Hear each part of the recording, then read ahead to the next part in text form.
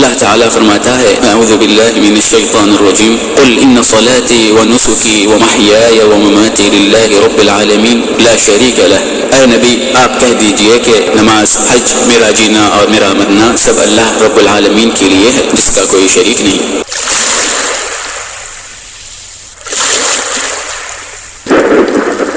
رسول اللہ صلی اللہ علیہ وسلم نے فرمایا لعن اللہ من ذبح لغیر اللہ، اس شخص پر اللہ کی لعنت ہے جو غیر اللہ کے لیے جانور ذبح کرے۔ سو مسلمان کے لیے جنات کے ناموں پر ذبح کرنا تو درکنار، اس ذبیحہ کا گوشت کھانا بھی حرام ہے۔ جس گوشت کا کھانا حرام ہو اس کا ذبح کرنا کیسے حلال ہو سکتا ہے؟ پھر وہ شخص جو آصف زدہ گڑھے سے نکلا تھا ہوش میں آ گیا اور چہرے پر ہاتھ پھیرتے ہوئے کہنے لگا کہ لا الہ الا اللہ، میں یہاں یعنی میں کہاں ہوں؟ حامل حضرات مسلمانوں کی انسانوں کی بربادی میں ایک بڑا ذریعہ بن چکے ہیں جو بہت ہی مذموم، انتہائی قبیح ترین بات ہے۔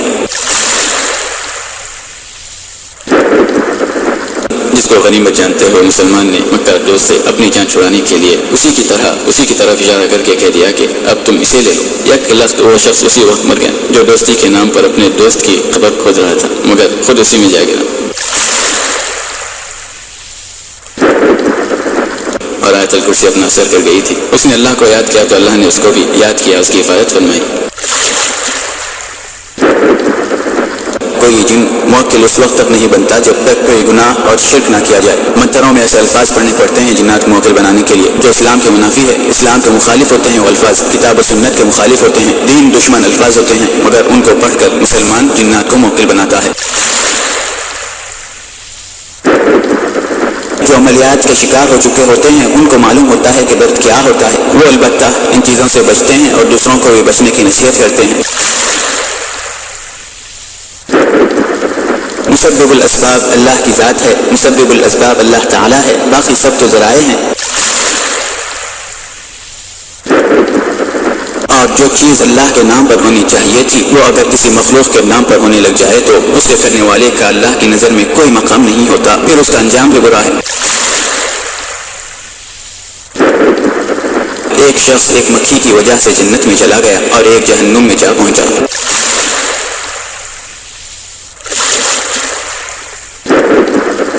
اور بات اللہ کا نام لے کر کرنے ہی کی نہیں ہے، بات اللہ کے لیے کرنے کی ہے۔ جب اللہ کے لیے کیا جا رہا ہو تو اللہ کا نام بھی لیا جاتا ہے، اور انسان کسی بت یا کسی جن کے لیے کرے اور نام بسم اللہ اللہ اکبر اللہ کا نام لے کر کرے تو وہ تب بھی اس بت یا اس جن کے لیے ہی ہوا، اللہ کے لیے نہیں ہوا۔ کیوں نام لینا کافی نہیں ہوتا، نیت دیکھی جاتی ہے کہ کس کے لیے کیا جا رہا ہے۔ یہی دو باتیں توحید اور شرک ہے۔ توحید جنت کا راستہ ہے، شرک جہنم کی راہ ہے۔ بات مکھی کی نہیں، طریقہ اعتقاد اور نیت کی ہے۔ ایک طرف اللہ کی ذات ہے جس کے ہم بندے ہیں، جو ہمارا معبود برحق ہے، اس کے سوا کوئی معبود نہیں اور اس کا کوئی شریک نہیں، جو جنت کی طرف بلاتا ہے، جس نے قرآن نازل کیا ہے، جو بندوں کی خیر و بھلائی چاہتا ہے، فرما برداری کرنے پر جنت سے، نعمتوں سے، رحمتوں سے، برکتوں سے نوازتا ہے، اور نافرمانی کرنے پر سزا دیتا ہے، پھر معاف کر دیتا ہے۔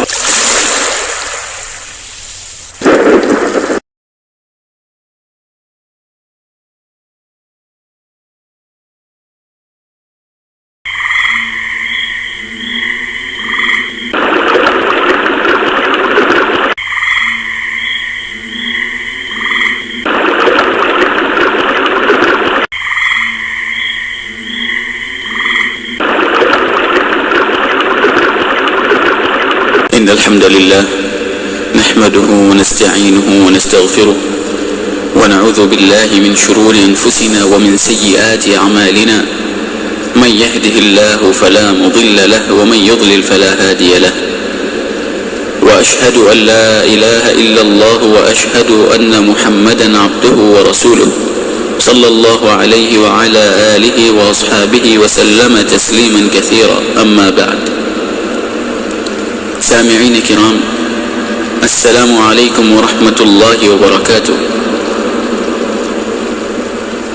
اللہ تعالیٰ فرماتا ہے اعوذ باللہ من الشیطان الرجیم قل ان صلاتی ونسکی ومحیای ومماتی للہ رب العالمین لا شریک لہ۔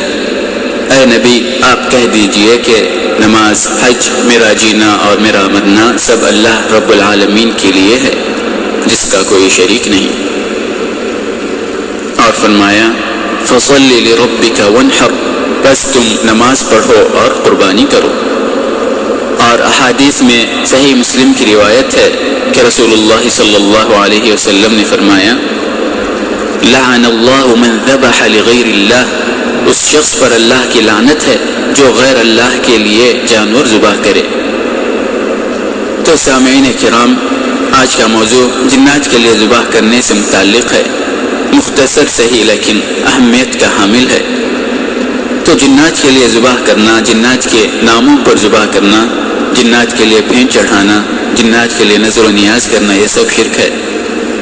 اور جیسا کہ سب جانتے ہیں کہ جو فعل بھی غیر اللہ کے لیے کیا جاتا ہے وہ شرک شمار ہوتا ہے، مگر گزشتہ ادوار کی طرح آج بھی مختلف ممالک میں یہ ایک عام سی رسم سمجھی جاتی ہے کہ انسان اپنے امور و مقاصد کی تکمیل کے لیے، کامیابی کے لیے، ترقی کے لیے، عزت کے لیے، عافیت کے لیے، تنگ دستی سے نجات پانے کے لیے، بیماریوں سے چھٹکارا حاصل کرنے کے لیے، اولاد کے لیے، روزگار کے لیے، صحت یابی کے لیے اور نہ جانے کن کن مقاصد کے تحت یہ کر جاتے ہیں، اور نہیں جانتے کہ اسلام کی نظر میں یہ کس قدر قبیح ترین جرم ہے اور بندے کو اللہ کی نظر سے کتنا گرا دیتا ہے اور کس قدر دور کر دیتا ہے۔ اور اکثر اس طرح کے مشرکانہ اعمال عاملین کیا کرتے ہیں، اور جس قدر بڑے شمار کیے جاتے ہیں ویسے ہی بڑے بڑے مشرکانہ اعمال انجام دیتے ہیں، اور تبھی تو ان کے اعمال میں، عملیات میں اثر پیدا ہوتا ہے۔ وہ محض جنات کو، شیاطین کو خوش کر دیتے ہیں، اللہ کو ناراض کر کے مشرکانہ اعمال انجام دے کر، اس لیے جنات، شیاطین ان کی مدد کر دیتے ہیں۔ پھر وہ جانور ہی ذبح نہیں کرتے بلکہ جنات کو راضی کرنے کے لیے، ان کو اپنا موکل بنانے کے لیے، ان سے خدمت حاصل کرنے کے لیے انسانوں کو بھی ان کے لیے ذبح کر دیتے ہیں، اور جنات کبھی خون مانگتے ہیں، کبھی سر مانگتے ہیں، اور وہ ان کی خواہشات بڑھ چڑھ کر پوری کرتے ہیں، اور اپنے ساتھ عوام کو بھی ایسے ایسے اعمال کے لیے اکساتے ہیں جن کے کرنے سے اللہ کا غضب آتا ہے، مگر وہ اپنی خواہشات کے لیے، خوشیوں کے لیے، تمناؤں کی تکمیل کی خاطر یہ سب کچھ کر جاتے ہیں، اور ان اعمال کے ارتکاب سے اللہ کا غضب مول لیتے ہیں۔ جنات کے لیے ذبح کرنا ظہور اسلام سے قبل کا ایک عام رواج ہے، جس پر اسلام نے اپنی آمد کے ساتھ ہی بد عملی اور بد اعتقادی کی مہر لگا دی تھی۔ لیکن غیر مسلموں میں، ساحروں میں، جادوگروں میں، جنات کی پوجا پاٹ کرنے والے عاملوں میں، جاہلوں میں اور جاہل مسلمانوں میں یہ رواج آج بھی جاری ہے، لیکن اسلام نے اسے حرام قرار دیا ہے، اور قرآن و حدیث میں اسے شرک باللہ کہا گیا ہے۔ اور علماء اسلام کا اس بات پر اتفاق ہے کہ جنات کے لیے ذبح کرنا حرام ہے، اور جو چیز بھی غیر اللہ کے نام پر ہو وہ شرک اکبر ہے، کیونکہ اللہ تعالیٰ نے فرمایا، جیسا کہ یہ آیت پڑھی گئی تھی، قل ان صلاتي ونسكي ومحياي ومماتي لله رب العالمین لا شریک لہ۔ اے نبی آپ کہہ دیجئے کہ نماز، حج اور میرا جینا اور میرا مرنا اللہ رب العالمین کے لیے ہے جس کا کوئی شریک نہیں۔ پھر اس حدیث کا بھی ذکر آیا تھا کہ اس شخص پر اللہ کی لعنت ہے جو غیر اللہ کے لیے جانور ذبح کرے۔ حضرت علی رضی اللہ عنہ فرماتے ہیں کہ مجھ سے رسول اللہ صلی اللہ علیہ وسلم نے 4 باتیں ارشاد فرمائی ہیں۔ اس شخص پر اللہ کی لعنت ہے جو غیر اللہ کے لیے جانور ذبح کرے، اس شخص پر اللہ کی لعنت ہے جو اپنے ماں باپ پر لعنت کرے، اس شخص پر اللہ کی لعنت ہے جو کسی محدث یعنی بدعتی کو پناہ دے، اور اس شخص پر اللہ کی لعنت ہے جو زمین کے نشانات کو مٹا دے۔ سو مسلمان کے لیے جنات کے ناموں پر ذبح کرنا تو درکنار، اس ذبیحہ کا گوشت کھانا بھی حرام ہے۔ جس گوشت کا کھانا حرام ہو اس کا ذبح کرنا کیسے حلال ہو سکتا ہے؟ علامہ بدر الدین شبلی رحمہ اللہ ایک واقعہ رقم تراز کرتے ہیں کہ یحییٰ بن یحییٰ کہتے ہیں کہ مجھ سے وہب نے فرمایا، ایک خلیفہ نے ایک کنواں کھدوایا اور اس کو جاری کرنا چاہا تو اس کنویں پر جنات کے لیے جانور ذبح کیا تاکہ جنات اس کنویں کے پانی کو خشک نہ کر ڈالیں، اور اس ذبیحہ کا گوشت لوگوں کو کھلایا۔ پھر اس بات کی خبر ابن شہاب زہری رحمہ اللہ، امام مالک رحمہ اللہ کے استاد ہیں، یہ خبر ابن شہاب زہری رحمہ اللہ کو پہنچی تو آپ نے فرمایا اس نے ایسا ذبح کیا جو اس کے لیے جائز نہ تھا، اور لوگوں کو چیز کھلائی جو ان کے لیے حلال نہ تھی۔ منع فرمایا ہے رسول اللہ صلی اللہ علیہ وسلم نے اس جانور کے کھانے سے جو جنات کے لیے ذبح کیا گیا ہو۔ علامہ قاضی بدر الدین شبلی رحمہ اللہ آگے فرماتے ہیں میں نے علامہ شمس الدین ابو عبداللہ محمد بن ابی بکر الحنبلی رحمہ اللہ کی تحریر سے یہ واقعہ نقل کیا ہے۔ وہ فرماتے ہیں کہ یہ واقعہ بعینہ اجراء عین چشمے کے جاری کرنے کے سال مکہ میں پیش آیا تھا۔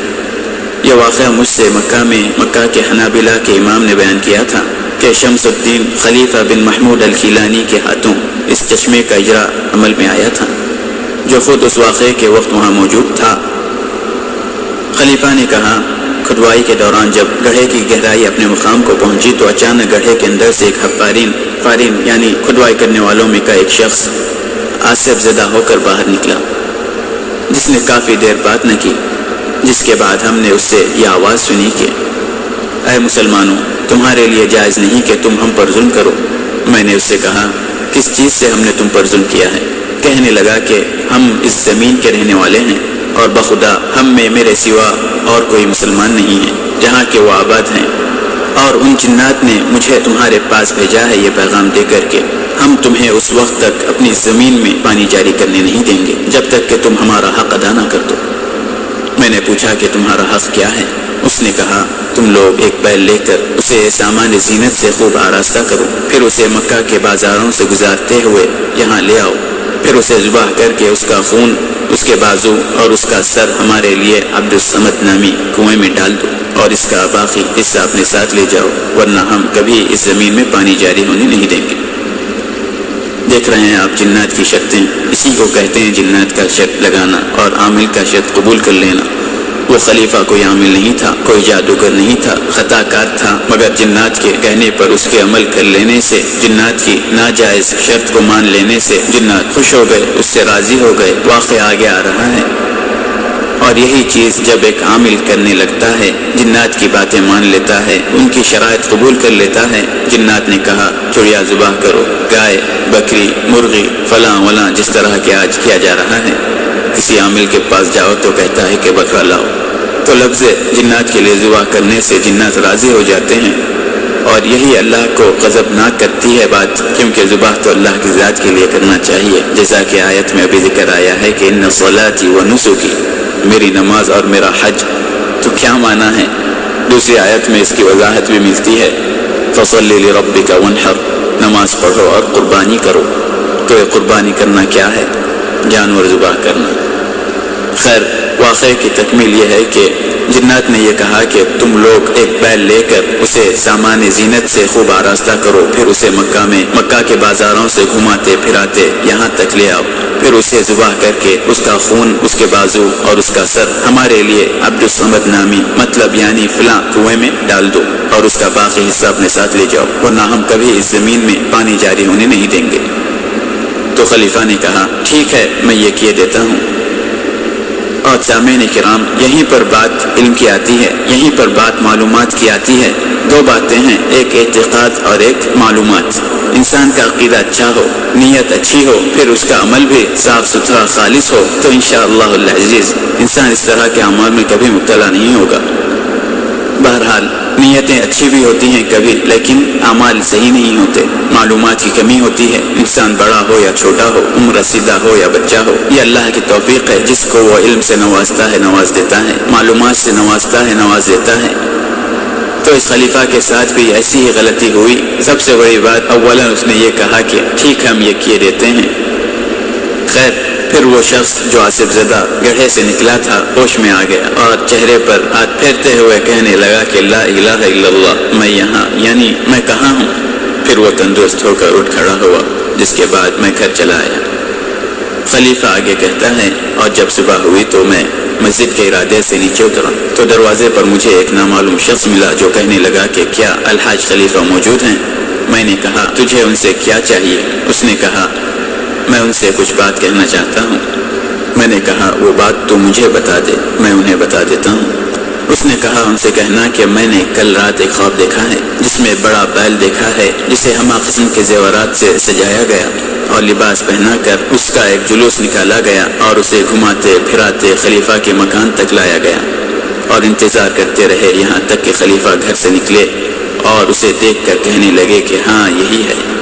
پھر اسے ساتھ لے کر چلنے لگے اور لوگ ان کے پیچھے پیچھے جاتے رہے یہاں تک کہ وہ اسے لے کر مکہ سے باہر ہو گئے۔ پھر اس کو ذبح کر کے اس کا سر اور اس کے بازو ایک کنویں میں ڈال دیے۔ خلیفہ نے کہا مجھے اس شخص کے خواب پر بڑا تعجب ہوا۔ پھر خواب اور واقعے کا میں نے اہل مکہ اور ان کے شرفاء سے تذکرہ کیا تو سب نے ایک بیل خرید کر اسے زیورات وغیرہ سے آراستہ کیا۔ آراستہ کر لینے کے بعد اسے ساتھ لے کر کھدوائی کے مقام تک پہنچے۔ پھر ہم نے اسے ذبح کر دیا اور اس کا سر بازو خون اس کنویں میں ڈال دیے جس کا اس جن نے نام لیا تھا۔ جب ہم اس مقام پر پہنچے تھے تو اس وقت پانی بالکل خشک تھا۔ پھر ان چیزوں کا اس کنویں میں ڈالنا ہی تھا کہ کسی نے اچانک میرا ہاتھ پکڑ لیا اور مجھے ایک جگہ لا کر کھڑا کر دیا اور کہنے لگا کہ تم لوگ یہاں کھدوائی کرو۔ پھر جیسے ہی ہم نے وہاں کھودنا شروع کیا تو وہاں سے جوش مارتا ہوا پانی نکل آیا اور اس جگہ پہاڑ سے ایک راستہ نکل رہا تھا جس پر سے شاہ سوار اپنی سواری لیے گزرتے تھے۔ پھر ہم نے اس راستے کی مرمت کی اور اسے صاف ستھرا بنا دیا تو وہاں سے جوش مارتا ہوا پانی گزرنے لگا جس کی ہم آواز سن رہے تھے۔ اور پھر 4 روز ہی گزرے تھے کہ پانی مکہ تک جا پہنچا اور کنویں کے آس پاس میں رہنے والوں نے بتایا کہ انہوں نے کبھی جانا ہی نہ تھا کہ اس کنویں میں پانی بھی ہے۔ تو سامعین کرام دیکھا آپ نے کہ کس طرح جنات کے لیے ذبح کرنے سے جنات نے پانی جاری کر دیا۔ بمعنی یہ کہ پانی وہاں پہلے سے موجود تھا لیکن ان لوگوں نے اس پانی کو روک رکھا تھا اور ان کو راضی کر دینے کے بعد آپس میں گویا کہ اتفاق ہو جانے کے بعد انہوں نے اس پانی کو چھوڑ دیا۔ بس لوگ جس طرح جنات کو خوش کرتے چلے جاتے ہیں فلاں فلاں کام نکل جاتے ہیں، اسی طریقے سے لوگ جنات کو یعنی عامل حضرات جنات کو ان کے بتائے ہوئے طریقوں کے مطابق خوش کر دیتے ہیں، ان کے لیے ذبح کر دیتے ہیں، بھینٹ چڑھا دیتے ہیں، خون گرا دیتے ہیں، فلاں ولاں ہر وہ کام کر دیتے ہیں جو جنات چاہتے ہیں، لہذا وہ ان سے راضی اور خوش ہو کر ان کے کام کر دیتے ہیں۔ کسی پر جا کر سوار ہو جاتے ہیں، کسی کے جسم میں گھس کر اس کے اندر کا جن بھگا دیتے ہیں، کسی 2 میاں بیوی کے بیچ پھوٹ ڈال دیتے ہیں، کسی کو کسی کا عاشق بنا دیتے ہیں، کسی کے جسم پر سوار ہو کر لوگوں کو اس سے نفرت زدہ کر دیتے ہیں۔ جنات ہیں، شیاطین ہیں، ان کے مقاصد ہی یہ ہوتے ہیں۔ جتنے برے اعمال دنیا میں پیش آتے ہیں اس میں شیاطین کا تو دخل رہتا ہی ہے۔ بس اسی طرح انسان کی تباہی، اس کی بربادی، اس کے نقصانات کے لیے کوشاں رہتے ہیں اور عامل حضرات مسلمانوں کی انسانوں کی بربادی میں ایک بڑا ذریعہ بن چکے ہیں جو بہت ہی مذموم انتہائی قبیح ترین بات ہے۔ جنات کے لیے ذبح کرنا ظہور اسلام سے قبل ایک عام رواج ہوا کرتا تھا۔ علامہ شمس الدین رحمہ اللہ فرماتے ہیں بلکہ دیگر علماء کرام نے بھی یہ بات نقل کی ہے کہ اسلام سے قبل اہل عرب کی ایک عام اور عجیب سی عادت ہوا کرتی تھی کہ وہ کسی حسین و جمیل لڑکی کو عمدگی کے ساتھ سنوارتے سجاتے اور اسے اعلیٰ قسم کا بہترین لباس زیبتن کراتے، پھر اسے لے جا کر دریائے نیل میں ڈال دیا کرتے، صرف اس لیے کہ اس کا پانی خشک نہ ہو جائے اور ابھر آئے۔ پھر اللہ تعالیٰ نے جاہلیت کے اس طریقے کو اس شخص کے ہاتھوں مٹا ڈالا جس سے جنات بھی خوف کھایا کرتے تھے، جس کا نام عمر بن الخطاب رضی اللہ عنہ ہے، جسے عمر فاروق کہا جاتا ہے۔ اور اسی طرح اس چشمے اور اس جیسے چشموں کی بھی مثال ہے کہ جو اگر عمری شخص ہوتا تو اس جگہ سے شیطان بھاگ کھڑا ہوتا اور ان کے لیے ایک چڑیا بھی ذبح نہ کی گئی ہوتی اور پانی لا محالہ جاری ہو جاتا۔ اور شیخ علامہ شمس الدین حنبلی رحمہ اللہ فرماتے ہیں اور جس شخص نے مجھے یہ واقعہ سنایا ہے میں اس کے یہاں رہا کرتا تھا، اس کا ہمسایہ تھا اور میں نے اسے لوگوں میں سب سے زیادہ سچا اور سب سے زیادہ امانت دار پایا ہے اور تمام اہل شہر اس کی صداقت اور دیانت داری پر جذباں تھے اور سبھی نے خود اپنی آنکھوں اس واقعے کا مشاہدہ کیا ہے۔ واللہ الہادی للحق۔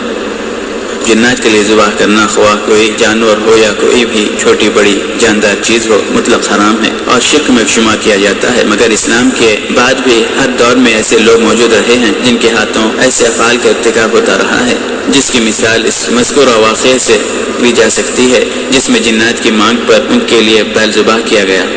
اور ایسے ہی واقعات آج بھی پیش آتے ہیں جن میں نوجوانوں کے ساتھ بڑے بوڑھے بھی شریک رہتے ہیں اور ایسے بدترین اعمال میں ناجائز عامل بڑھ چڑھ کر حصہ لیتے ہیں جن کے سیاہ کارنامے کبھی کبھار اخبارات میں بھی شائع ہو جاتے ہیں۔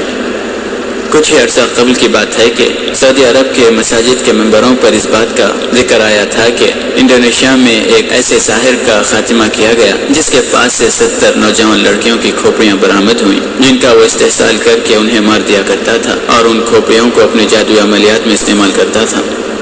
اور لوگوں کی زبانیں بھی طرح طرح کے واقعات سننے میں آتے رہتے ہیں۔ مثال کے طور پر ایک سنیما ہال میں فلم چلتے دوران پردے کے روبرو کسی شکل میں شیاطین جنات نکل پڑے۔ ظاہر بات ہے کہ لوگ مارے خوف کے بھاگ پڑے، جس کے بعد سے وہ بند ہو گیا، اور جب اس کے مالک نے اسے دوبارہ جاری کرنا چاہا تو شیاطین جنات کی مانگ پر ایک نوجوان لڑکی کو دلہن کے لباس میں سجا کر اسے تنہا اندر بھیج دیا، جس سے وہ سنیما ہال پھر سے چل پڑا، اور دلہن ظاہر سی بات ہے کہ اندر جانے کے بعد مر چکی تھی۔ ایک شخص نے محض خزانہ نکالنے کے لیے اپنی ایک بھتیجی کو جنات کے حوالے کر دیا، جس سے وہ مری تو نہیں لیکن تاعمر پاگلوں جیسی رہی۔ اور اکثر اس طرح کے واقعات میں جنات انسان کو مار ہی ڈالتے ہیں اور اکثر لوگ مر ہی جاتے ہیں۔ پھر اللہ جانے اس انسان کا کیا حال ہوگا جس نے اس طرح کا سنگین سخت دل معاملہ کیا۔ ایک خاتون نے خزانہ نکالنے کے لیے جنات کی شرط پر ان کی بتائی ہوئی جگہ پر اپنے جسم کا کچھ خون ڈال دیا، مگر اس کو کیا پتا کہ جنات جب کسی کمزور کا پیچھا پڑ جاتے ہیں تو پھر نہیں چھوڑتے۔ ایک یہ واقعہ بھی سنیے کہ ایک مسلمان شخص کی ایک غیر مذہب شخص سے دوستی ہو گئی۔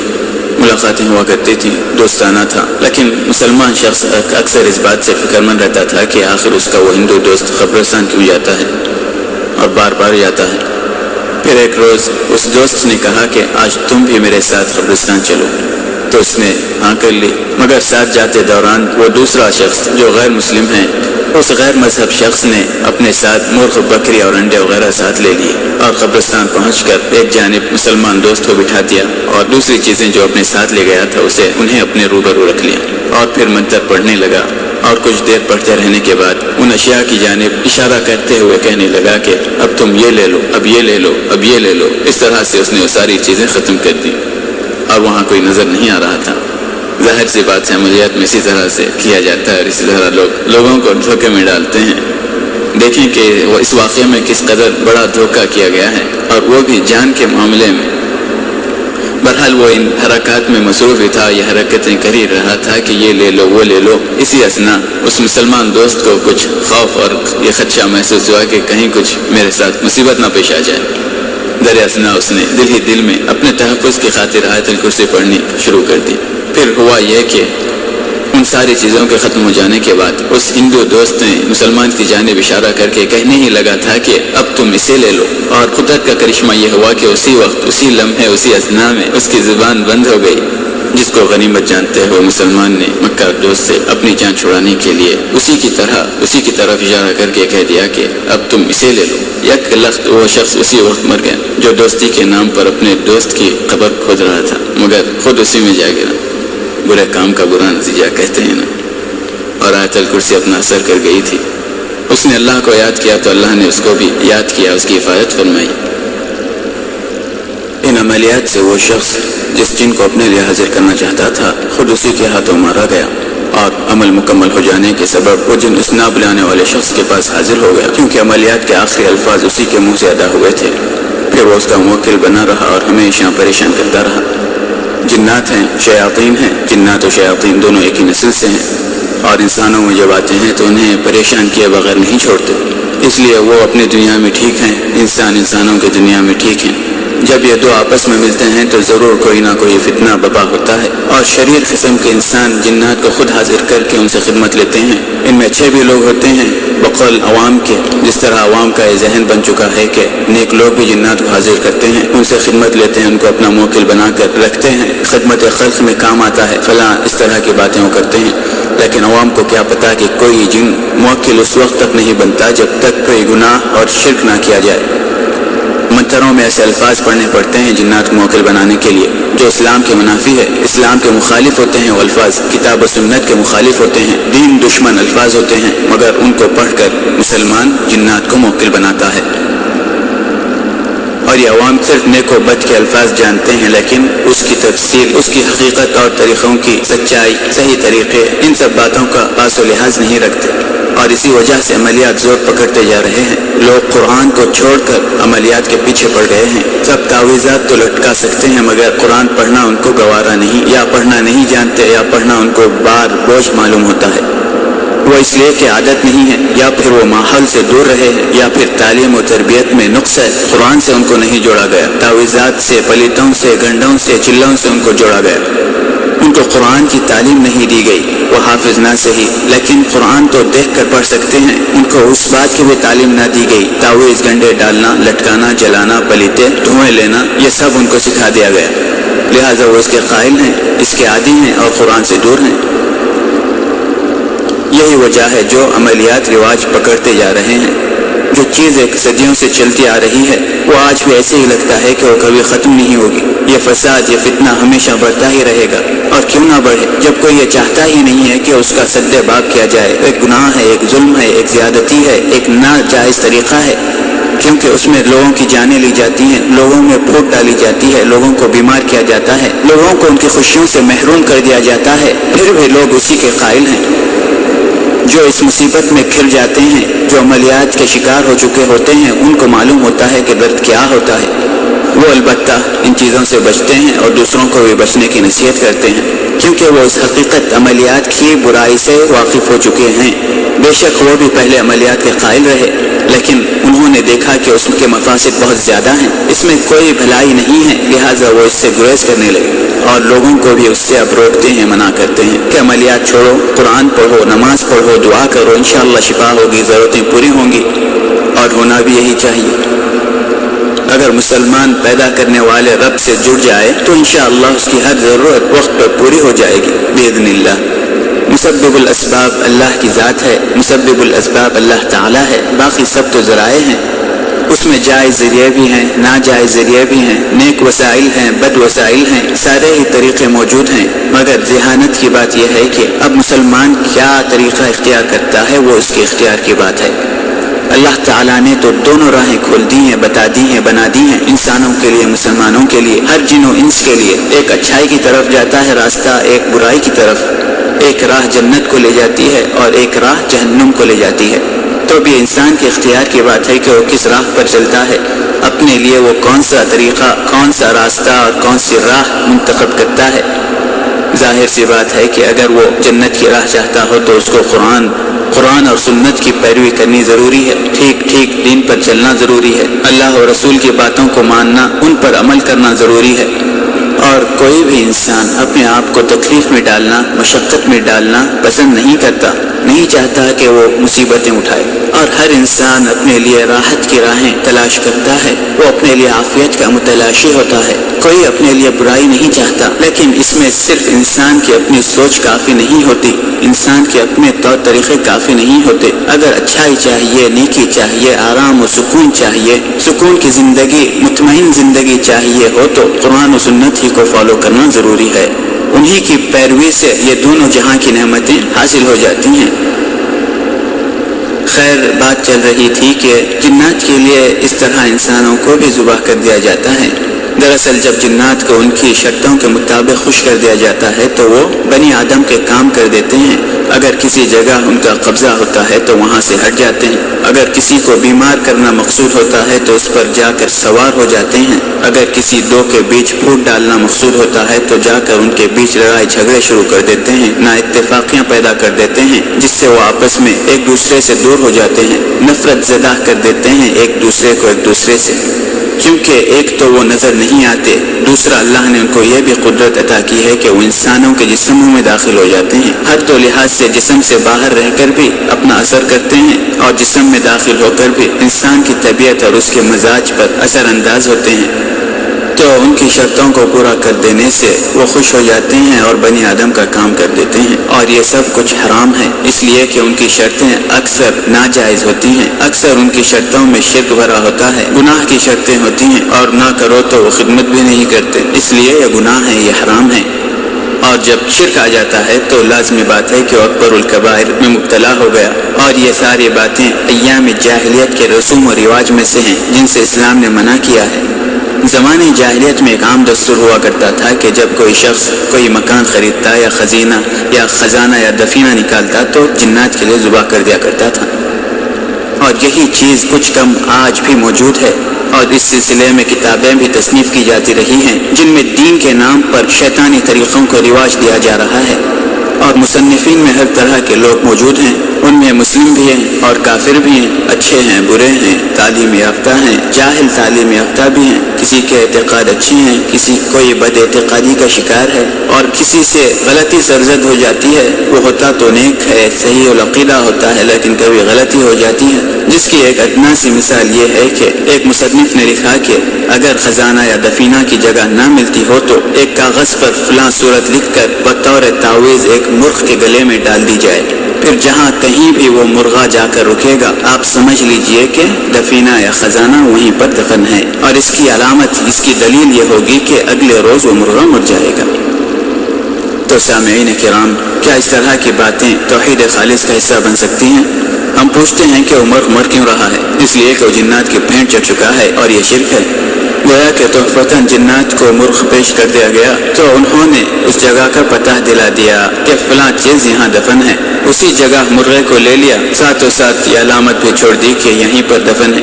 اس سے بہتر تو دعا ہے، انسان 2 رکعت نماز پڑھ کر دعا کرے یا استخارہ کرے کہ اللہ کہاں دفن ہے۔ جنات کے لیے ذبح کرنا، چاہے ذبح کرنے والے کی زبان سے ذبح کرتے وقت جنات کا نام نکلے یا نہ نکلے، وہ شرک شمار کیا جاتا ہے، کیونکہ اعمال کا دار و مدار تو نیتوں پر ہوتا ہے، اور جو چیز اللہ کے نام پر ہونی چاہیے تھی وہ اگر کسی مخلوق کے نام پر ہونے لگ جائے تو اس کے کرنے والے کا اللہ کی نظر میں کوئی مقام نہیں ہوتا، پھر اس کا انجام بھی برا ہے۔ اس کا اندازہ رسول اللہ صلی اللہ علیہ وسلم کی اس حدیث سے کیا جا سکتا ہے۔ حضرت طارق بن شہاب رضی اللہ عنہ سے روایت ہے، وہ بیان کرتے ہیں کہ جناب رسول اللہ صلی اللہ علیہ وسلم نے فرمایا، ایک شخص ایک مکھی کی وجہ سے جنت میں چلا گیا اور ایک جہنم میں جا پہنچا۔ صحابہ نے عرض کیا کہ اے اللہ کے رسول یہ کیسے ہوا؟ آپ صلی اللہ علیہ وسلم نے فرمایا، 2 شخص چلتے چلتے قبیلے کے پاس سے گزرے اور اس قبیلے کا ایک بت تھا، وہاں سے کوئی بھی بغیر چڑھاوا چڑھائے گزر نہیں سکتا تھا، چنانچہ ان میں سے ایک کو کہا گیا کہ تم اس بت کے لیے کچھ چڑھاؤ۔ اس نے معذرت چاہی کہ میرے پاس چڑھانے کے لیے کوئی چیز نہیں ہے، تو انہوں نے اس سے کہا کہ تمہیں یہ عمل ضرور کرنا ہوگا اگرچہ ایک مکھی ہی کیوں نہ ہو۔ اس مسافر نے ایک مکھی بھینٹ کر دی اور انہوں نے اس کا راستہ چھوڑ دیا، لہٰذا وہ جہنم میں داخل ہوا۔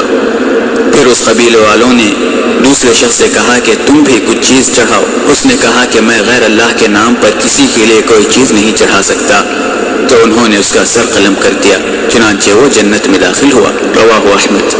اس حدیث کو دیکھیے کہ کتنی پیاری اور کتنی سادہ الفاظ میں حدیث ہے، کتنی سادے سیدھے طور طریقے کی باتیں ہیں۔ ایک شخص اپنا راستہ کھلوانے کے لیے مکھی بھینٹ کر دیتا ہے اور سمجھتا ہے کہ یہ تو ایک مکھی ہے، کوئی بڑا کام نہیں، بھینٹ کر دینی چاہیے، خواہ کہ وہ مکھی ہو یا بیل ہو یا گائے ہو یا مرغ ہو۔ بات کس کے لیے بھینٹ کیا جا رہا ہے، کس کے لیے قربان کیا جا رہا ہے، وہ قربانی کس کے لیے دی جا رہی ہے، وہ کس کو پیش کیا جا رہا ہے، یہ ایک عبادت کا طریقہ ہے۔ قربانی کی جاتی ہے تو وہ کس کے لیے کرتا ہے؟ مسلمان اللہ کی ذات کے لیے، اللہ کا نام لے کر کرتا ہے۔ اللہ کو اس قربانی کا گوشت نہیں چاہیے، اس قربانی کا خون نہیں چاہیے، صرف اللہ کو یہ دیکھنا ہوتا ہے کہ میرا بندہ میری عبادت کرتا ہے یا کسی اور کی، میرا نام لے کر ذبح کرتا ہے یا کسی اور کا۔ یہیں پر دوزخ اور جنت کی بات آتی ہے۔ یہی 2 باتیں، 2 راستے ہیں، اللہ کا نام لے کر کرنا، اللہ کے لیے کرنا، غیر اللہ کا نام لے کر کرنا، غیر اللہ کے لیے اس کی نیت سے کرنا۔ اللہ کا نام لے کر کرتا ہے تو وہ اللہ کے لیے ہوا، وہ جنت کا راستہ ہے، اللہ کی عبادت ہے، اللہ کی فرما برداری ہے، اللہ کو راضی کرنے کا، اس کو رضامند کرنے کا، اس کو خوش کرنے کا طریقہ ہے، اللہ کو منوانے کا ایک ذریعہ ہے۔ اور یہی چیز غیر اللہ کے نام پر کرتا ہے، غیر اللہ کی نیت سے کرتا ہے، فلاں قبر یا فلاں بت یا فلاں جن کے لیے کرتا ہے تو اس نے اللہ کے لیے نہیں کیا، وہ غیر اللہ کے لیے کیا ہے، لہٰذا یہ شرک ہے۔ جو کام اللہ کی ذات کے لیے ہونا چاہیے تھا، یعنی اللہ کے نام کے ساتھ ہونا چاہیے تھا، وہ غیر اللہ کے نام کے لیے ہو گیا ہے، اس لیے یہ شرک ہو گیا۔ اللہ کے ساتھ اس نے کسی کو جوڑ دیا، نعوذ باللہ من ذالک۔ اور بات اللہ کا نام لے کر کرنے ہی کی نہیں ہے، بات اللہ کے لیے کرنے کی ہے۔ جب اللہ کے لیے کیا جا رہا ہو تو اللہ کا نام بھی لیا جاتا ہے، اور انسان کسی بت یا کسی جن کے لیے کرے اور نام بسم اللہ اللہ اکبر اللہ کا نام لے کر کرے تو وہ تب بھی اس بت یا اس جن کے لیے ہی ہوا، اللہ کے لیے نہیں ہوا۔ کیوں نام لینا کافی نہیں ہوتا، نیت دیکھی جاتی ہے کہ کس کے لیے کیا جا رہا ہے۔ یہی 2 باتیں توحید اور شرک ہے۔ توحید جنت کا راستہ ہے، شرک جہنم کی راہ ہے۔ ایک شخص مکھی بھینٹ کر کر سمجھتا ہے کہ میں نے مکھی معمولی سی چیز بھینٹ کر دی ہے، اس میں کیا بڑی بات ہے، یہ کوئی بار بوجھ کی تو بات نہیں، کر دو، کر دینی چاہیے تھی، کر دی اور جہنم میں چلا گیا۔ اس کو اس بات کا علم نہیں تھا کہ یہ راستہ ہے، مکھی نہیں ہے، یہ کس کے لے کیا جا رہا ہے وہ دیکھا جاتا ہے، لہذا وہ جہنم رسید ہو گئے۔ اور دوسرے نے صاف انکار کر دیا کہ جو فعل اللہ کی ذات کے لیے ہونا چاہیے وہ اگر کسی اور کے لیے کیا جا رہا ہو تو یہ میں نہیں کرتا۔ شروع میں آیت پڑھی گئی تھی کہ ان صلاتی و نسکی و محیای و مماتی للہ رب العالمین، یہی توحید ہے، اللہ کے لیے ہونا چاہیے۔ بات مکھی کی نہیں، طریقہ، اعتقاد اور نیت ہی ہے۔ ایک طرف اللہ کی ذات ہے جس کے ہم بندے ہیں، جو ہمارا معبود برحق ہے، اس کے سوا کوئی معبود نہیں اور اس کا کوئی شریک نہیں، جو جنت کی طرف بلاتا ہے، جس نے قرآن نازل کیا ہے، جو بندوں کی خیر و بھلائی چاہتا ہے، فرما برداری کرنے پر جنت سے، نعمتوں سے، رحمتوں سے، برکتوں سے نوازتا ہے، اور نافرمانی کرنے پر سزا دیتا ہے، پھر معاف کر دیتا ہے۔ اور ایک طرف وہ بت ہے جس میں کوئی جان نہیں، جو خود مخلوق ہے، یا جن ہے اس میں جان بھی ہے تو وہ مخلوق ہے۔ اب عبادت اللہ کی ہونی چاہیے یا اس مخلوق کی جو خود پیدا کیا گیا ہے؟ عبادت تو پیدا کرنے والی کی ہوتی ہے، اللہ کی ذات ہے، سب کو اس نے زندگی بخشی۔ لوگ اپنی حاجتیں پوری کرنے کے لیے، اپنی ضرورتوں کو پورا کرنے کے لیے کسی بھی طور طریقوں کو اختیار کر لینے کے لیے تیار ہو جاتے ہیں، نہ حلال و حرام دیکھتے ہیں، نہ جائز و ناجائز دیکھتے ہیں، فقط اپنا کام نکل جائے اس بات کی فکر رکھتے ہیں۔ زندگی کو مشکل بنا لیتے ہیں لیکن قرآن و سنت کی بتائی ہوئی آسان راہوں کو اختیار نہیں کرتے، گناہوں میں، شرکیات میں، بدعتوں میں مبتلا ہو جاتے ہیں، اور اس طرح اپنے دین، دنیا کا اور آخرت کا بھی خرابہ کر لیتے ہیں۔ نہ ہی ان کی حاجتیں پوری ہوتی ہیں، نہ کچھ راحت پاتے ہیں، اور اللہ کی نظروں میں بھی گناہ گار بن جاتے ہیں۔ اور اس سے اچھا تو، اس سے بہتر تو قرآن و سنت کی سیدھی راہ ہے۔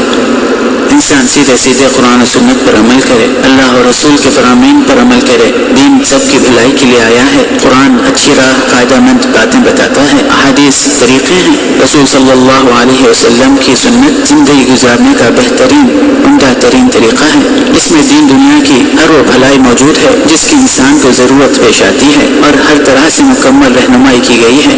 اللہ تعالی ہمیں اس پر پورا عمل کرنے کی توفیق عطا فرمائے۔ سامعین کرام، یہاں چند الفاظ تعویذات کے سلسلے میں بھی کہہ دینا مناسب معلوم ہو رہا ہے، کیونکہ تعویذات بھی ایک ایسی چیز ہو چکی ہیں کہ لوگوں کا اعتقاد بن چکی ہیں۔ ان تعویذات کی وجہ سے انسان، مسلمان، اللہ کی جانب سے توجہ کم کر لیتا ہے، بلکہ یہ خود بخود ہو جاتا ہے۔ تعویذات کو گلوں میں ڈال لیتے ہیں، ہاتھوں پر باندھ لیتے ہیں، پیٹوں پر باندھ لیتے ہیں، جیبوں میں رکھ لیتے ہیں، اور سمجھتے ہیں کہ اپنی ضرورتیں پوری ہو جائیں گی، کچھ کرو یا نہ کرو، بیٹھے رہو اور تعویذات لٹکا کر سمجھو کہ ضرورتیں پوری ہو گئی۔ یہ کیسے ممکن ہے؟ کچھ چاہیے ہو تو کچھ کرنا ہوتا ہے، کچھ پانے کے لیے کچھ کرنا پڑتا ہے۔ لوگ کہتے ہیں کچھ پانے کے لیے کچھ کھونا پڑتا ہے، بلکہ یہ کہنا چاہیے کہ کچھ پانے کے لیے کچھ کرنا پڑتا ہے۔ تعویذات انسان کے ساتھ رہ کر دھیرے دھیرے اس کا اعتقاد بن جاتی ہیں، اس کا بھروسہ بن جاتی ہیں۔ انسان تعویذات لٹکا کر اپنے آپ کو ایک معنوں میں ٹھیس پہنچا رہا ہے، اور اللہ کی ذات سے، ان تعویذات کی وجہ سے اس کا توکل کمزور پڑ جاتا ہے، اللہ کی ذات پر بھروسہ کم ہو جاتا ہے، کیونکہ اس کی توجہ ان تعویذات کی طرف مرکوز ہو جاتی ہے۔ اب تعویذ ہے، اب یہ کام ہو جائے گا، اب یہ کام کیوں ہوگا؟ تعویذ کیا کرتی ہے؟ کرنے والا تو مسبب الاسباب تو اللہ ہے، وہی کرتا ہے جو کچھ کرنا ہوتا ہے۔ انسان کو کوشش کرنی چاہیے، اب یہ نہ کہے کہ تعویذات بھی تو ذریعہ ہیں، لیکن وہ ایک ایسا ذریعہ ہے، اس کو لٹکا لینے سے وہ کافی نہیں ہوتے۔ پھر ان میں بھی دو طرح کی باتیں ہیں، ایک جائز ہے، ایک ناجائز ہے، ایک قرآنی تعویذات ہیں، ایک غیر قرآنی تعویذات ہیں۔ غرض تعویذ کیسی بھی ہو، تعویذ لٹکا لینا یہ کوئی حل نہیں ہے۔ کچھ کرنا چاہیے کچھ پانے کے لیے۔ بیمار ہو تو قرآن پڑھے، نماز پڑھے، دعا کرے، علاج کروائے۔ ضرورت مند ہو تو اس ضرورت کو پورا کرنے کے لیے کوششیں کرے۔ خیر، حضرت عبداللہ بن حکیم رضی اللہ عنہ سے مرفوعاً روایت ہے، وہ فرماتے ہیں کہ رسول اللہ صلی اللہ علیہ وسلم نے فرمایا، جو شخص اپنے اوپر کچھ تعویذ لٹکا لیتا ہے تو وہ اسی کے حوالے کر دیا جاتا ہے۔ اسے احمد اور ترمذی نے روایت کیا ہے۔ اس سے مراد دھاگے ہیں، تعویذات ہیں۔ لوگ دھاگے ڈال لیتے ہیں اور سمجھتے ہیں کہ اب ضرورت پوری ہو جائے گی، اب محفوظ ہو جائے گا۔ اس لیے رسول اللہ صلی اللہ علیہ وسلم نے ارشاد فرمایا کہ جو کوئی اپنے اوپر کچھ لٹکا لیتا ہے تو وہ اسی کے حوالے کر دیا جاتا ہے، کیونکہ لٹکا لینے سے مسلمان کا اعتقاد کمزور پڑ جاتا ہے، اس کا اللہ کی ذات پر بھروسہ، توکل کم ہو جاتا ہے، کیونکہ اس کی توجہ تعویذ کی طرف مرکوز ہو گئی۔ اب دینا ہے تو اللہ تعالیٰ اس لیے بھی اس کو چھوڑ دیتا ہے کہ اب دینا ہے تو تجھے تعویذ ہی دے گی۔ تو نے اگر اللہ سے مانگا ہوتا تو اللہ تجھے دیتا، تو نے تعویذ کو لٹکا لیا ہے، لہٰذا تجھے تعویذ ہی دے گی، اور یہ کبھی نہیں ہوگا۔ اور تعویذات کے سلسلے میں اہل علم کا اختلاف ہے، مگر بہر صورت بہتر یہی ہے کہ تعویذات قرآنی ہی کیوں نہ ہو، ان کے استعمال سے بھی گریز کیا جائے، تاکہ حمام، بیت الخلاء اور ہم بستری کے وقت ان کے ساتھ رہنے کی وجہ سے بے حرمتی نہ ہو، اور تاکہ مسلمان قرآن پڑھنے کی جانب توجہ دے سکے۔ اسلام نے مسلمانوں کو شروع وقت سے ہی شکوک و شبہات سے دور رہنے کی تاکید کی ہے، اور شکوک میں پڑ جانے کو حرام میں مبتلا ہو جانے کے برابر قرار دیا ہے، جیسا کہ رسول اللہ صلی اللہ علیہ وسلم کا یہ فرمان ملتا ہے کہ حدیث ہے، رسول اللہ صلی اللہ علیہ وسلم نے فرمایا ان الحلال بین وان الحرام بین وبینہما مشتبہات لا یعلمہن کثیر من الناس۔ حلال بھی ظاہر ہے اور حرام بھی ظاہر ہے، اور دونوں کے درمیان مشہور باتیں ہیں جنہیں بہت سے لوگ نہیں جانتے۔ بس جو شبہات میں مشکوک چیزوں سے بچا وہ اپنے دین و آبرو کو سلامت لے گیا، اور جو شبہات میں پڑ گیا وہ حرام میں بھی مبتلا ہوا۔ رواہ مسلم۔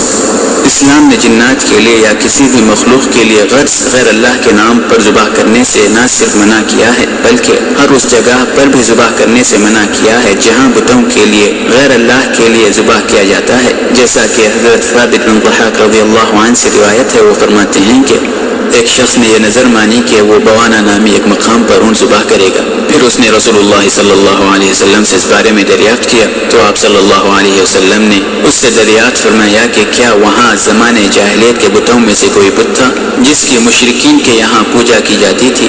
سب نے کہا کہ نہیں۔ آپ نے فرمایا کیا وہاں مشرکین کے میلوں میں سے کوئی میلہ لگتا تھا؟ سب نے کہا کہ نہیں۔ تب رسول اللہ صلی اللہ علیہ وسلم نے فرمایا تم اپنی نظر پوری کر لو اور یاد رکھو کہ اللہ کی نافرمانی میں مانی گئی نظر پوری نہیں کی جاتی، اور نہ وہ نظر پوری کی جاتی ہے جو ابن آدم کی ملکیت میں نہ ہو۔ رواہ ابو داؤد۔ سامعین کرام، دیکھیے کہ یہ حدیث کتنی پیاری حدیث ہے اور کتنی آسان ہے، کتنے سادہ الفاظ ہیں اور ایک طریقے کو کتنی وضاحت کے ساتھ پیش کرتی ہے۔ رسول صلی اللہ علیہ وسلم کے فرامین کتنے ہی پیارے ہوتے ہیں اور کتنے واضح ہوتے ہیں اور کتنے وسیع ترین ہوتے ہیں۔ غیر اللہ کے لیے ذبح کرنا تو دور کی بات، اس جگہ پر بھی ذبح کرنا منع ہے جہاں غیر اللہ کے لیے ذبح کیا جاتا رہا ہو یا کیا جاتا ہو۔ شکوک شبہات سے نکلنے کے لیے ایک آسان طریقہ ہے، اور اس حدیث سے کیا آسان حدیث ہوگی۔ سامعین کرام، اب آپ کی خدمت میں مختلف علماء کے چند فتاوی پیش کرتا ہوں جو اسی موضوع سے متعلق ہیں۔ چنانچہ سعودی عرب کے علامہ شیخ عبد الرزاق عفیفی حفظہ اللہ سے ایک شخص نے سوال کیا کہ میں ایک مسلمان ہوں اور سخت بیمار رہ چکا ہوں، اور اپنے علاج کے سلسلے میں ایک ساحر کے پاس بھی چلا گیا تھا جس نے میرے مرض کے اسباب کی تفصیل مجھے بتائی اور مجھ سے کہا کہ میں اس مرض کا علاج کروں گا مگر اس شرط پر کہ تم جانور ذبح کرو گے یا کسی درخت کی ٹہنی سے شراب حل کرو گے ورنہ تم مر جاؤ گے۔ میں مریض ہوں اور مرض شدت پکڑ چکا ہے، میں کیا کروں؟ تو آپ نے جواب میں فرمایا اول تو یہ کہ اگر بات ویسی ہی ہے جیسی کہ مریض نے ذکر کی ہے تو ساحروں اور شعبدہ بازوں کے پاس جانا حرام ہے جو امراض اور ان کے اسباب کا غیر معمولی طریقوں سے معرفت کا دعویٰ کرتے ہیں، اس لیے کہ غیر اللہ کے لیے ذبح وغیرہ کی جس بات کا اس نے آپ کو حکم کیا ہے وہ شرک اکبر ہے، اور شراب سے علاج کرنا حرام ہے کیونکہ اللہ تعالیٰ نے ان چیزوں میں شفا نہیں رکھی ہے جنہیں اس امت پر حرام قرار دیا ہے، اور دوم یہ کہ آپ کے لیے شرعی دعاؤں اور مباح دواؤں سے علاج مشروع ہے جس میں کوئی گناہ نہیں۔ اللہ تعالیٰ آپ کو آپ کے مرض سے شفا عطا کرے اور ہر بری بات سے آپ کی حفاظت کرے۔ فتاوی اللجنۃ الدائمہ، فتویٰ رقم 10672۔ اور علامہ شیخ محمد بن صالح العثیمین رحمہ اللہ سے سوال کیا گیا کہ ایک شخص بیمار ہو گیا اور کاہنوں، جنات کی مدد سے علاج کرنے والوں، علم غیب کے دعوے داروں کے پاس چلا گیا جس سے ان لوگوں نے جانور ذبح کرنے کا مطالبہ کیا، اور اس مریض کو یہ دلیل کے ساتھ پہلے بتا دیا جا چکا تھا کہ ایسا کرنا شرک ہے۔ مگر وہ پھر بھی ان کے پاس چلا گیا اور جانور ذبح کر دیا، تو کیا اسے شرعی دلائل کے ساتھ واقف کرا دینے کے بعد اب اسے مشرک کہا جائے گا؟ وَأَحْسَنَ اللَّهُ إِلَيْكَ۔ تو شیخ رحمہ اللہ نے جواب میں فرمایا، جو شخص بھی جنات کے لیے ان کی تعظیم میں یا ان کے خوف سے جانور ذبح کرے تو یہ شرک ہے، اور جب انسان کو اس بات سے باخبر کر دیا گیا ہو مگر اس کے باوجود اس نے ایسا فعل کر لیا ہو تو وہ مشرک ہو گیا، لیکن اگر وہ تائب ہو جائے خواہ اس فعل کے ارتکاب کے بعد ہی کیوں نہ ہو تو اللہ تعالیٰ اسے اس فرمان کے تحت معاف فرما دیتا ہے، قُلْ لِلَّذِينَ كَفَرُوا إِن يَنْتَهُوا يُغْفَرْ لَهُم مَّا قَدْ سَلَفَ۔ اے نبی صلی اللہ علیہ وسلم، آپ ان کافروں سے کہہ دیجئے کہ اگر یہ باز آ جائیں تو ان کے گزشتہ کے سارے گناہ معاف کر دیے جائیں گے۔ الانفال 38۔ اس آیت میں باز آ جانے سے مراد مسلمان ہو جانا ہے، اور اللہ تعالیٰ کے اس فرمان کے تحت معاف فرما دیتا ہے، قُلْ يَا عِبَادِيَ الَّذِينَ أَسْرَفُوا عَلَىٰ أَنفُسِهِمْ لَا تَقْنَطُوا مِن رَحْمَةِ اللَّهِ إِنَّ اللَّهَ يَغْفِرُ الذُّنُوبَ جَمِيعًا إِنَّهُ هُوَ الْغَفُورُ الرَّحِيمُ۔ اے نبی صلی اللہ علیہ وسلم، آپ کہہ دیجئے کہ اے میرے بندو، جنہوں نے اپنے نفوس پر زیادتی کی ہے وہ اللہ کی رحمت سے نا امید نہ ہوں، اللہ تمام گناہوں کو معاف کر دیتا ہے، وہ بڑا غفور الرحیم ہے۔ الزمر 57۔ اللہ تعالیٰ سے دعا ہے کہ وہ ہمیں اور آپ سب کو معاف فرمائے اور دنیا و آخرت میں ہماری سرپرستی کرے۔ الباب المفتوح 48۔ اور سعودی فتویٰ کمیٹی دارالافتاء کے سابق صدر علامہ امام عبدالعزیز بن عبداللہ بن باز رحمہ اللہ سے سوال کیا گیا کہ بعض لوگوں کو طبیب عربی کہا جاتا ہے اور ایسے مریض کو اس کے پاس لے جایا جاتا ہے جیسے آصف زدہ وغیرہ ہوتے ہیں، تو وہ طبیب انہیں کسی ایک معین قسم کا مرغ ذبح کرنے کو کہتا ہے جیسے سیاہ یا سفید مرغ ہوتا ہے، اور اس کا خون اس انسان کو لگاتا ہے اور کبھی اس پر اللہ کا نام بھی نہیں لیتا، تو اس بارے میں اسلام کا کیا حکم ہے؟ جواب: غیر اللہ کے لیے ذبح کرنا شرک اکبر ہے۔ فرمان باری تعالیٰ ہے، قُلْ إِنَّ صَلَاتِي وَنُسُكِي وَمَحْيَايَ وَمَمَاتِي لِلَّهِ رَبِّ الْعَالَمِينَ لَا شَرِيكَ لَهُ وَبِذَلِكَ أُمِرْتُ وَأَنَا أَوَّلُ الْمُسْلِمِينَ۔ اے نبی صلی اللہ علیہ وسلم، آپ کہہ دیجئے کہ یقیناً میری نماز اور میری ساری عبادت اور میرا جینا اور میرا مرنا خالص اللہ کے لیے ہے جو سارے جہانوں کا رب ہے، اس کا کوئی شریک نہیں، اور اسی کا مجھے حکم دیا گیا ہے۔ الانعام 162-163۔ اور نبی کریم صلی اللہ علیہ وسلم نے غیر اللہ کے لیے ذبح کرنے والے پر لعنت فرمائی ہے، اور شرکیات کا ارتکاب کرنے والے ایسے شعبدہ بازوں، کاہنوں وغیرہ کے پاس جانا حرام ہے، اور ان سے کچھ پوچھنا اور ان کی تصدیق کرنا بھی حرام ہے۔ وباللہ التوفیق۔ فتاوی اللجنۃ الدائمہ، فتویٰ رقم 5898۔ علامہ شیخ بن باز رحمہ اللہ سے یہ سوال بھی کیا گیا کہ جنگل میں ہمارے پاس کچھ واعظ آتے ہیں اور کہتے ہیں کہ جو شخص جنات کے لیے ذبح کرتا ہے اس کی نماز حج صحیح نہیں ہوتے، اور جب میں نے ان سے یہ بات سنی تو میں اللہ کے حضور تائب ہو گیا کہ میں پھر کبھی ایسا عمل نہیں کروں گا، پھر کبھی جنات کے لیے ذبح نہیں کروں گا، ایسا عمل کبھی نہیں کروں گا، اور میں حج بھی کر چکا تھا، مگر وہ کہتے ہیں کہ تمہارا حج صحیح نہیں ہوا، تو کیا میرا حج واقعی صحیح نہیں ہوا ہے یا صحیح ہے؟ اگر صحیح نہیں ہوا ہے تو میں دوبارہ حج کروں گا۔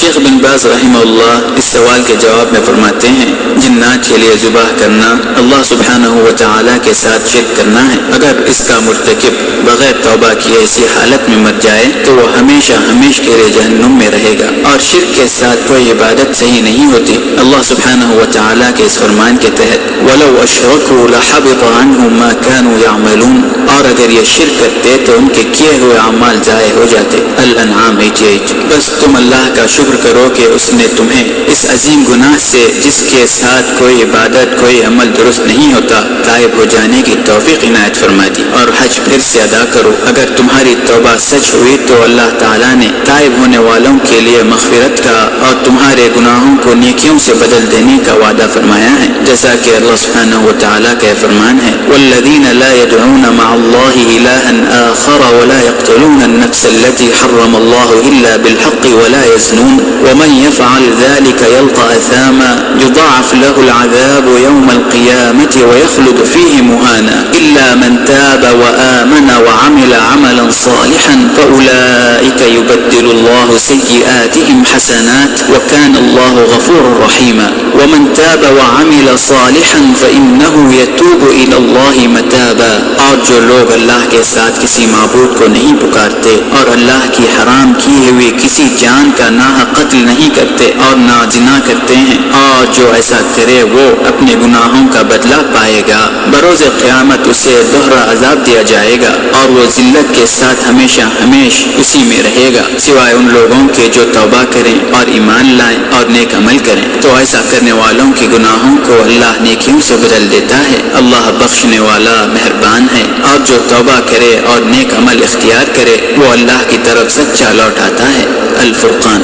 68-71 فتاوی اللجنة الدائمة فتوى رقم 2527 سامعین کرام سورہ فرقان کی آیات میں پہلی توبہ کے ذکر سے مراد کفر و شرک سے توبہ ہے اور دوسری مرتبہ توبہ کے ذکر سے مراد گناہوں اور کوتاہیوں سے توبہ ہے اور اب آخر میں اللہ تعالیٰ سے دعا ہے کہ اللہ تعالیٰ ہمارے گناہوں کو معاف کرے اللہ ہمیں نیک توفیق اور ہدایت سے نوازے ہماری ضرورتوں کو پورا کرے قرآن و سنت پر عمل کی توفیق عطا فرمائے جو کچھ خیر ہم سنیں اس پر اس سے بہتر عمل کرنا نصیب فرمائے ہمارے مریضوں کو صحت یاب کرے ضرورت مندوں کی ضرورت پوری کرے مسلمانوں میں جو لڑکے لڑکیاں شادیوں کی عمر کو پہنچ چکے ہیں اللہ ان کے گھر بسا دے عافیت کے ساتھ بسا دے جو بے اولاد ہیں انہیں نیک اولاد سے نوازے جو پریشان ہیں مبتلا ہیں ان کی پریشانیوں کو دور کرے وآخر دعوانا الحمدللہ رب العالمین وصلی اللہم وسلم وبارک علی عبدک ورسولک محمد وعلی آلہ وصحبہ وسلم تسلیما کثیرا والحمدللہ رب العالمین.